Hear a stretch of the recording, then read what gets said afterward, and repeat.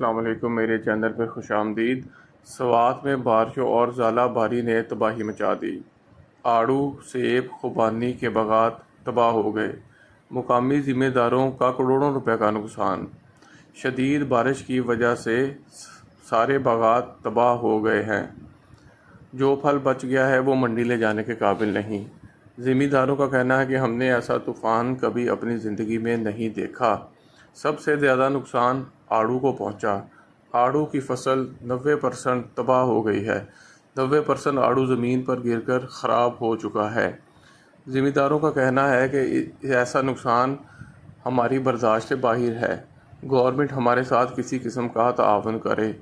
بارشوں اور ژالہ باری کی وجہ سے صرف فصل کا ہی نقصان نہیں ہوا بلکہ لوگوں کی گاڑیوں کا اور چھتوں پر لگے ہوئے سولر پینل کا بھی بہت زیادہ نقصان ہوا ہے۔